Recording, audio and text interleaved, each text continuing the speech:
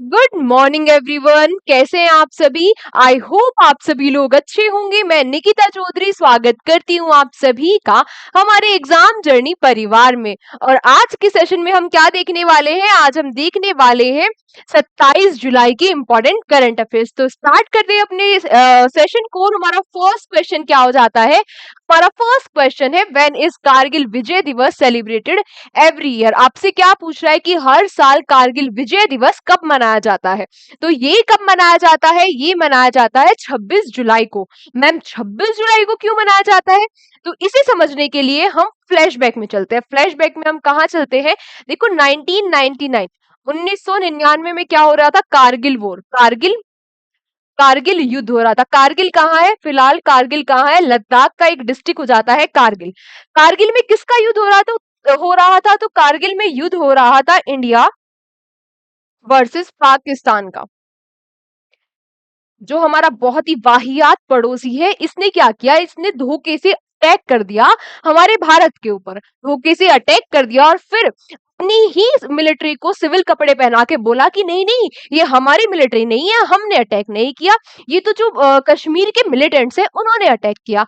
तो फिर हुआ क्या? देखो, बाप तो बाप होता है। हमने इसे पकड़ के ऐसा धोया कि बहुत ही बुरा धोया। फिर ये भाग गया। ये हार कर क्या हुआ? ये भाग गया। तो हुआ क्या था? हुआ ये था कि 26 जुलाई 1999 को क्या हुआ था? इस दिन जो ये वॉर थी, जो ये कारगिल युद्ध था, ये एंड हो गया था। ये कारगिल युद्ध समाप्त हो गया था। भारत इस युद्ध में जीत गया था और इसीलिए 26 जुलाई 1999 को हम कारगिल दिवस के रूप में मनाते हैं। देखो, मैं पर्सनली ऐसा मानती हूँ कि युद्ध में कोई नहीं जीतता। युद्ध में बस डिग्री होती है हारने की। जो हारता है वो तो बहुत ही बुरी तरीके से हारता है ना। वो तो पानी भी नहीं मांगता हार के। लेकिन जो जीतता है कहीं ना कहीं वो भी हार ही जाता है। मैं ऐसा क्यों कह रही हूँ?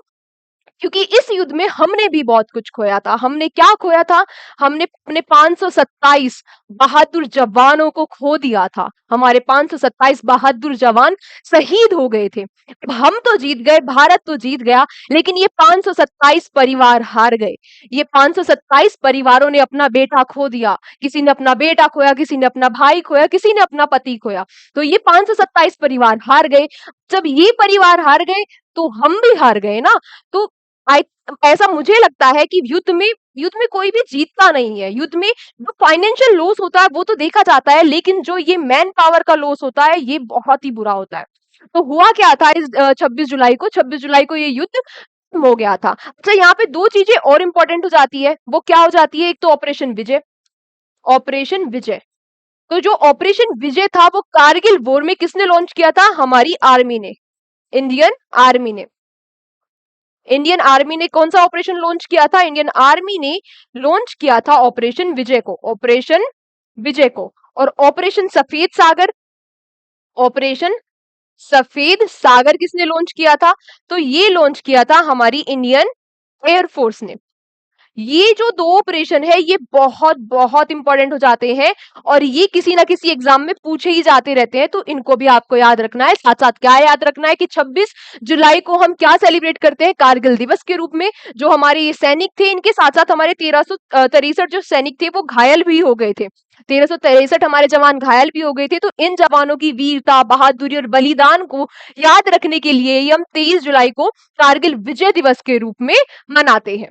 नेक्स्ट क्वेश्चन आपसे क्या पूछ रहा है? नेक्स्ट क्वेश्चन आपसे पूछ रहा है, which country will host the 21st edition of multinational joint military exercise Khaan Quest. जो खान क्वेस्ट का कौन सा एडिशन, 21st एडिशन है, इसको कौन होस्ट करेगा? तो इस एक्सरसाइज को कौन होस्ट करता है? इसको होस्ट करता है कौन? मंगोलिया। कौन होस्ट करता है इसको? मंगोलिया। इस बार इसका 21st एडिशन है। तो इसका फर्स्ट एडिशन कब हुआ होगा? तो इसका फर्स्ट एडिशन हुआ था 2003 में। लेकिन 2003 में ये बाईलेटरल एक्सरसाइज हुआ करती थी। और मैं आपको बहुत बार बता चुकी हूँ कि बाईलेटरल का मतलब क्या होता है। बाईलेटरल का मतलब होता है वो एक्सरसाइज जो दो कंट्रीज के बीच में होती है। अब ये जब दो कंट्रीज के बीच में ये एक्सरसाइज होती थी तो वो दो कंट्रीज कौन सी थी? उस टाइम पे वो दो कंट्रीज थी, यूएसए और मंगोलिया। उसके बाद 2006 में क्या हुआ? 2006 में ये एक्सरसाइज को बना दिया गया मल्टी मल्टीनेशनल, यानी कि अब 2006 से इस एक्सरसाइज में 2 से ज्यादा जो कंट्रीज है वो पार्टिसिपेट करने लगी। कॉन्क्वेस्ट एक्सरसाइज कहाँ पर हो रही है? मंगोलिया में हो रही है। और इसमें हमारी आर्मी की मद्रास जो रेजिमेंट है, मद्रास रेजिमेंट जो है वो पार्टिसिपेट कर रही है हमारी आर्मी की। कहाँ पर हो रही है? मंगोलिया में हो रही है। मंगोलिया में कहाँ पर हो रही है? उलान बटोर में। और उलान बटोरी क्या हो जाती है? मंगोलिया की कैपिटल भी क्या हो जाती है? उलान बटोर। उलान बटोरी क्या हो जाती है? मंगोलिया की कैपिटल भी हो जाती है। यहाँ पर आपको यूएसए लिखा हुआ दिखाई दे रहा होगा, दे रहा है ना? तो यूएसए ने कौन सी मल्टीनेशनल एक्सरसाइज होस्ट की थी, ये आप लोग जरा मुझे बता दो। और ये मैं आपको कई बार रिवाइज करा चुकी हूँ। 2 एक्सरसाइज थी ना, एक में तो हमारे राफेल ने पार्टिसिपेट किया था और एक में आईएनएस शिवालिक ने पार्टिसिपेट किया था। तो कौन सी एक्सरसाइज हो जाती है? एक तो थी रेड फ्लैग, जो किसने होस्ट करी थी? यूएसए। ये दिखाई दे रहा है कलर? हाँ, जो यूएसए ने होस्ट की थी और इसमें हमारे राफेल ने पार्टिसिपेट किया था। और एक थी रिमपैक, जो क्या है? लार्जेस्ट मैरीटाइम एक्सरसाइज है और इसमें हमारे आईएनएस शिवालिक ने पार्टिसिपेट किया था। उज्बेकिस्तान के साथ हमारी कौन सी एक्सरसाइज होती है? इंडिया और उज्बेकिस्तान के बीच में कौन सी एक्सरसाइज होती है? इंडिया और उज्बेकिस्तान के बीच में कौन सी एक्सरसाइज होती है? 10 क्लिक एक्सरसाइज होती है इंडिया और उज्बेकिस्तान में के बीच में। ये कुछ चीजें आपको यहाँ पर याद रखनी है। नेक्स्ट क्वेश्चन क्या कह रहा है? Which country will host the winter Olympics इन 2023 का मतलब क्या हुआ भैया? ये 2030 है, 2030। विच country will host the winter Olympics इन 2030? 2030 में विंटर ओलंपिक्स को कौन होस्ट करेगा? तो ये कौन होस्ट करेगा, उससे पहले एक बार हम ये देख लेते हैं क्या कि ये अनाउंसमेंट की किसके द्वारा की। अब जो भी मेजर अनाउंसमेंट होती है ओलंपिक्स की, वो किसके द्वारा की जाती है? किसके द्वारा? आईओसी। आईओसी का मतलब क्या हुआ? किसके द्वारा की जाती है? आईओसी के द्वारा। आईओसी का मतलब क्या हुआ? International Olympic committee. बहुत सही बात। अब आप जब तक हम क्वेश्चन देख रहे हैं, आप लोग फटाफट से मुझे ये बता दो कि इसकी फॉर्मेशन कब हुई थी? आईओसी की फॉर्मेशन कब हुई थी? हेडक्वार्टर्स इसके कहाँ हो जाते हैं? हेड इसके कौन हो जाते हैं, यानी कि इसके प्रेसिडेंट कौन हो जाते हैं? और इसके साथ साथ आप मुझे ये भी बता देना कि हम ओलंपिक्स डे कब सेलिब्रेट करते हैं। लगातार 2-3 दिन से हम इन क्वेश्चन को रोज पढ़ रहे हैं ना? तो अच्छा, क्वेश्चन पूछा था कि 2030 में जो ओलंपिक्स है, विंटर ओलंपिक्स, उसको कौन होस्ट करेगा? तो उसको होस्ट करेगा कौन? फ्रांस। किसने अनाउंसमेंट कर दिया? आईओसी, इंटरनेशनल ओलंपिक कमेटी ने। और साथ साथ में ये भी बताया कि 2034 के जो ओलंपिक्स होंगे 34 के, उनको अमेरिका होस्ट करेगा। अच्छा, फिर 2030 की हो गई, तो फिर 26 के कौन होस्ट कर रहा है अभी जो अपकमिंग है? तो 2026 में, 2026 में इसको होस्ट करेगा विंटर ओलंपिक्स को इटली। और 2022 में जो लास्ट हुए उनको किसने होस्ट किया है? चाइना ने। मैम, लेकिन ये फिर पेरिस में क्या हो रहा है? देखो, आपका जो ये कंफ्यूजन है, ये कंफ्यूजन दूर करते हैं। जो ओलंपिक्स होते हैं, मेरे साथ साथ नोट करते हुए चलना है ना, फटाफट लिखते हुए चलना। और जिनको ये चीजें पता है, सारी चीजें जिनको पता है, बहुत ही अच्छी बात, तो वो क्या करेंगे? वो बोलते हुए आंसर करते हुए चलना। जो ओलंपिक्स होते हैं ये 2 तरीके के होते हैं। ये 2 तरीके के होते हैं। एक तो होते हैं summer Olympics. Summer Olympics.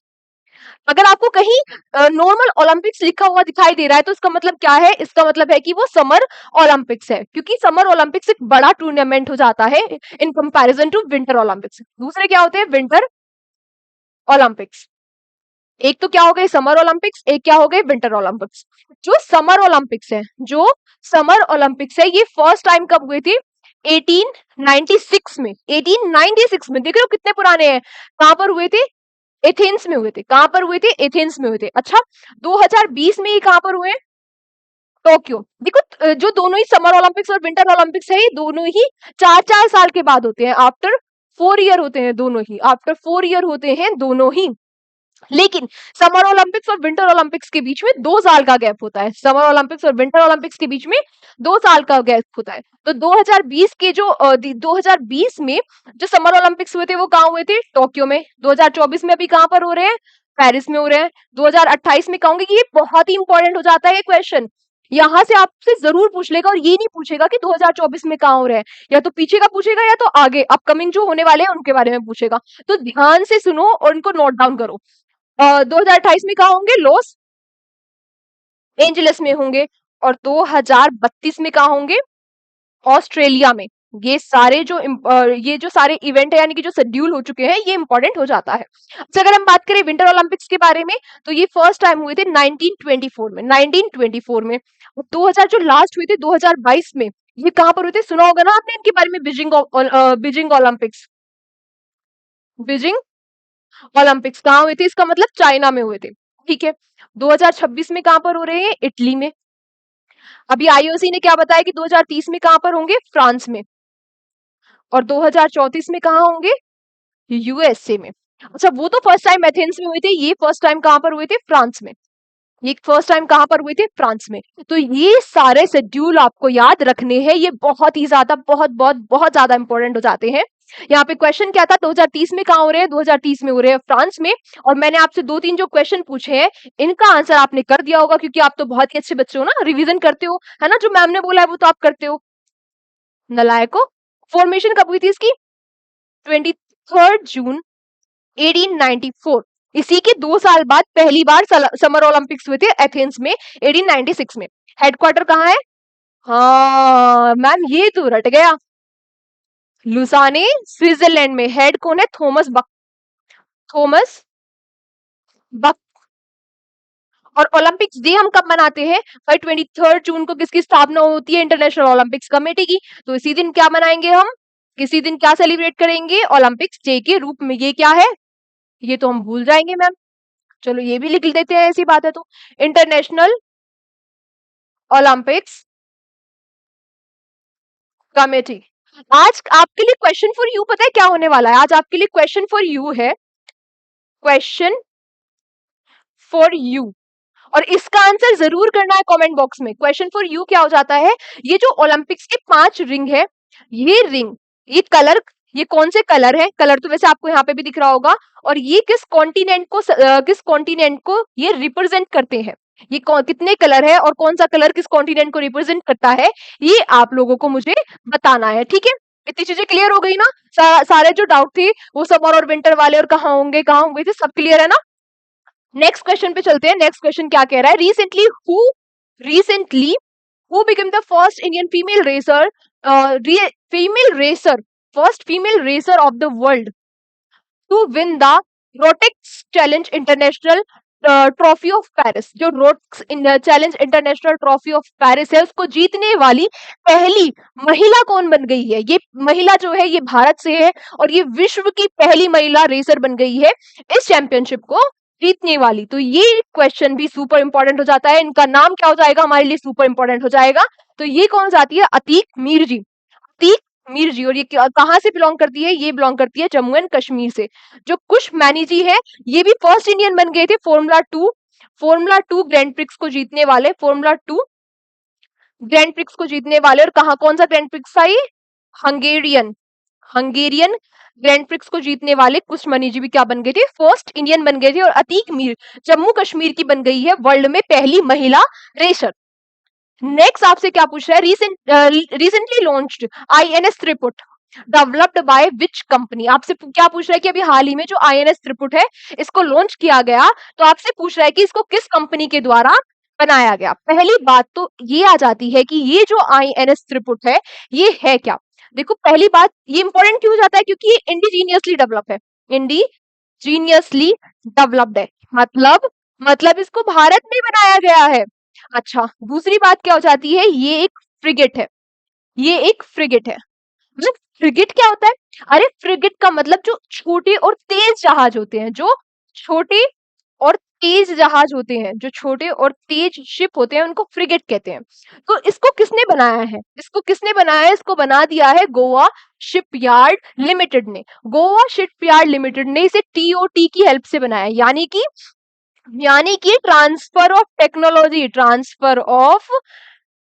Technology. और ये टेक्नोलॉजी का ट्रांसफर कहां से किया है? ये टेक्नोलॉजी का ट्रांसफर किया है कहां से? रशिया से। कहां से किया है इस टेक्नोलॉजी का ट्रांसफर? रशिया से किया है। अब ये जो हमारा त्रिपुट है हमारा, ये तलवार क्लास का है। किस क्लास का है? तलवार क्लास का है। ये क्लास भी इंपॉर्टेंट हो जाती है कि किस क्लास का ये शिप हो जाता है और फ्रिगेट हो जाता है। ये तलवार क्लास का फ्रिगेट है। और इस तलवार क्लास के तहत चार चार फ्रिगेट बनाए जाएंगे। किसकी हेल्प से बनाए जाएंगे? रशिया की हेल्प से बनाए जाएंगे। अब इन चार में से दो को बनाएगा कौन? इंडिया। दो को कौन बनाएगा? इंडिया। और दो को कौन बनाएगा? रशिया।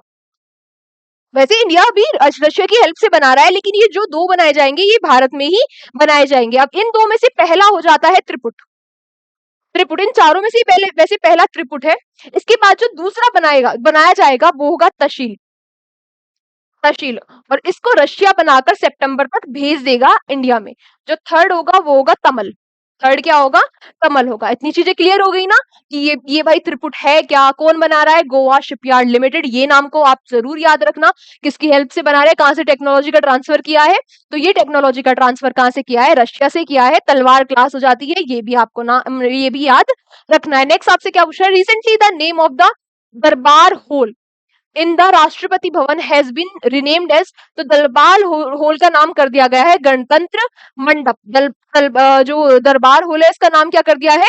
गणतंत्र मंडप। ये दरबार होल था क्या? तो जितनी भी नेशनल अवार्ड्स है, चाहे वो भारत रत्न हो गया, मतलब सिविलियन अवार्ड्स हो गया, मिलिट्री अवार्ड्स हो गए, जितने भी नेशनल अवार्ड हमारी राष्ट्रपति जी के द्वारा दिए जाते हैं, उन सभी को कहाँ पर दिया जाता था? उनकी सेरेमनी कहाँ पर ऑर्गेनाइज कराई जाती थी? तो ये कराई जाती थी इस दरबार हॉल में। अब इसका नाम बदलकर क्या कर दिया गया है? नाम बदलकर इसका कर दिया गया है गणतंत्र मंडप। इसके साथ साथ जो अशोक होल था, उसका नाम भी बदलकर अशोका मंडप कर दिया गया है। ये भी रीनेम कर दिया गया है एज अशोका मंडप। जो ये अमृत उद्यान है, अभी कुछ दिन पहले पढ़ा था ना हमने, जो मुगल गार्डन है, जो मुगल गार्डन था, जो मुगल गार्डन था कहां पर? राष्ट्रपति भवन में। उसका नाम क्या कर दिया गया था? अमृत उद्यान। ये तीनों ही चारों चीजें आपको यहाँ पे याद रखनी है। नेक्स्ट आपसे क्या पूछ रहा है? Recently who has been elected as a member of IOC. IOC यानी कि अभी पढ़ के आया ना आईओसी के बारे में, इसके बारे में तो अब आप सब कुछ बता दोगे। तो आपसे क्या पूछ रहा है? Who has been elected as a member of IOC from India. IOC की मेंबर इंडिया से कौन बन गई है?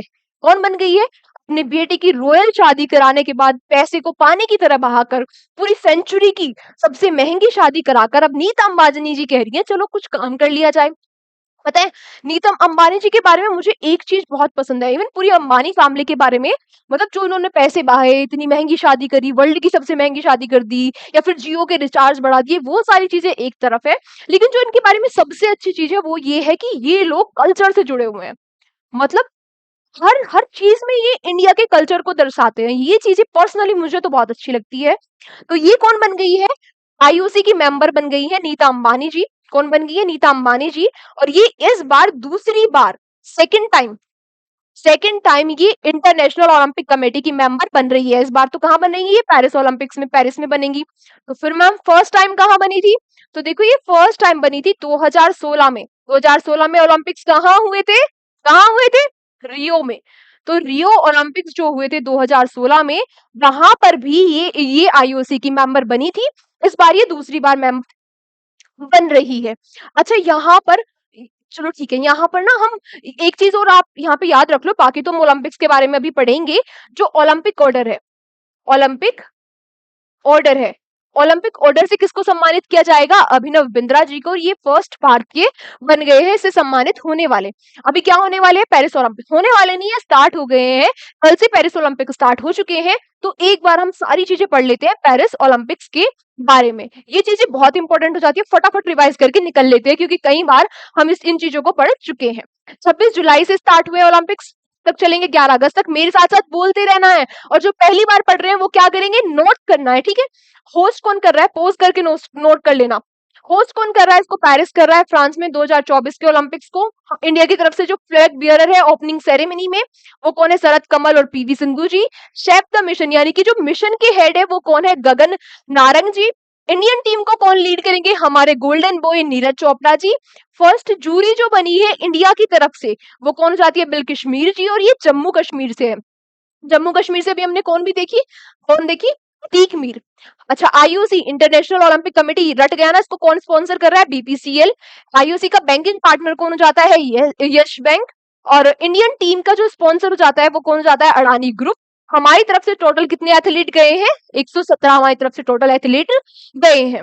नेक्स्ट क्वेश्चन आपसे क्या कह रहा है? Recently which state has appointed K Vasuki K Vasuki as the foreign secretary. अच्छा, अगेंस्ट द यूनियन लिस्ट। अब जो ये union list, against the union list और फॉरेन सेक्रेटरी मैम स्टेट ने कैसे अपॉइंट कर दी? तो पहली बात तो हम देख लेते हैं कि अपॉइंट किसने कर दी। केरला ने अपॉइंट कर दिया है foreign secretary against the union list. अच्छा, मैंने आपको कल की क्लास में आई थिंक आपसे मैंने एक क्वेश्चन पूछा था, तो ये क्वेश्चन में ये क्यों कह रहा है अगेंस्ट द यूनियन लिस्ट, इसको हम एक बार समझ लेते हैं।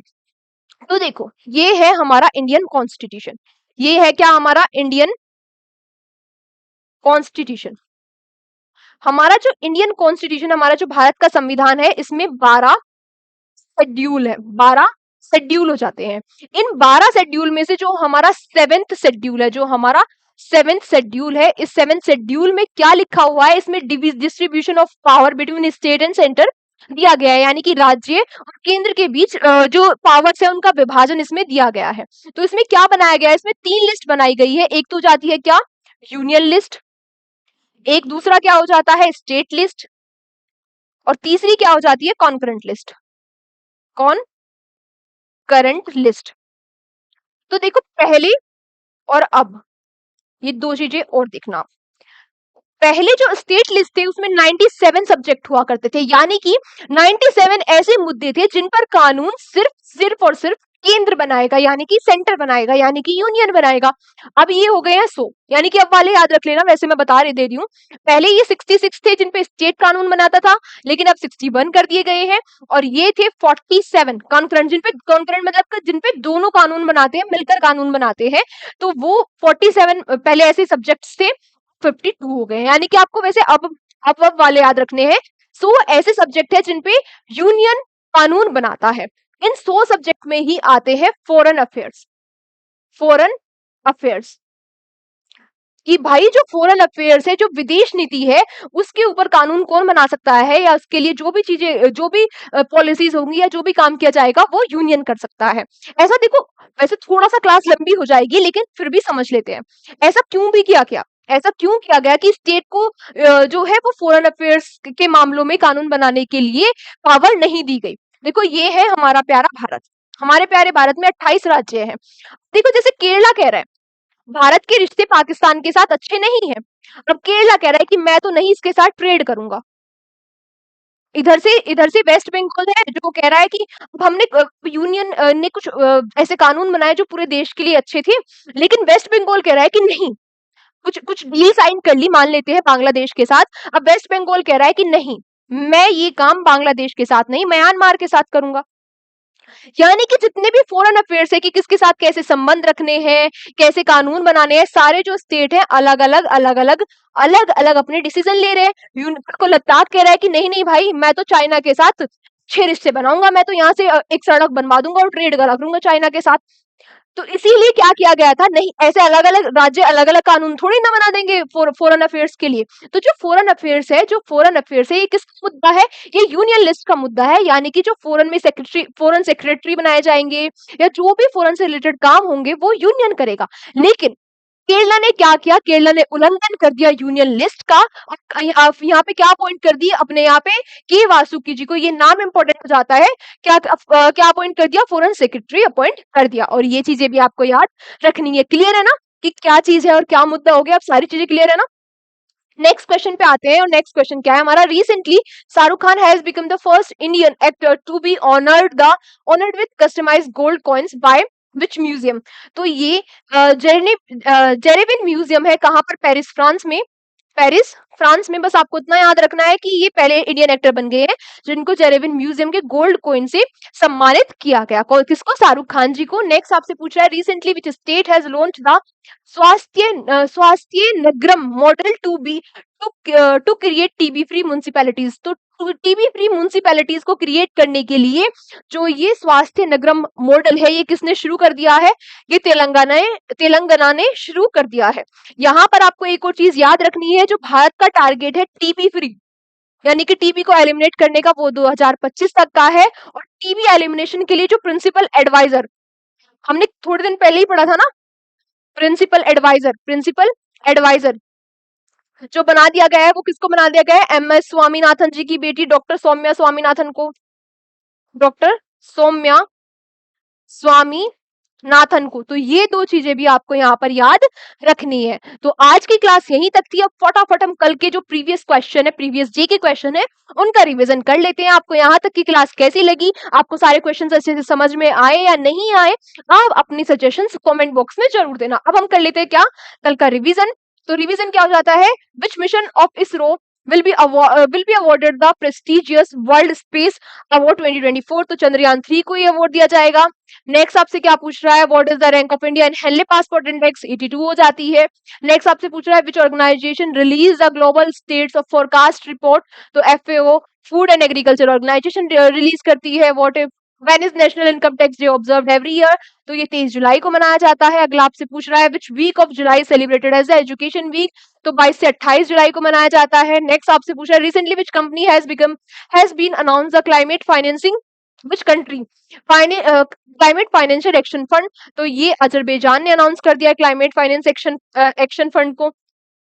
नेक्स्ट आपसे क्या पूछा है, recently which state of India become the second to launch OTT platform. तो मेघालय ने हेलो मेघालय के नाम से सेकंड स्टेट बन गया OTT प्लेटफॉर्म को लॉन्च करने वाला। Under the Jal Jeevan mission how many rural household has get the tap water connection. तो 15 करोड़ जो हाउस होल्ड उनमें टैप वाटर कनेक्शन पहुंच गया है। Recently India has get the right to operate Mongla port. तो मोंगला पोर्ट का राइट मिल गया इंडिया को। कहाँ का है, बांग्लादेश का है। Recently who has been appointed as the prime minister of Estonia. तो एस्टोनिया के प्राइम मिनिस्टर बन गए क्रिस्टियन माइकल जी। तो आज की क्लास को हम यहीं तक रखते हैं। Thank you so much everyone and have a nice day.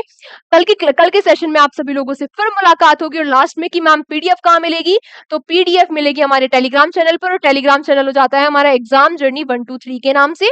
तो तब तक अपना कल की क्लास में आप लोगों से फिर मुलाकात होगी। तब तक अपना ध्यान रखिए, अच्छे से रिवीजन कीजिए, अपने बड़ों का सम्मान कीजिए, अपने छोटों को प्यार कीजिए। जय हिंद, जय भारत।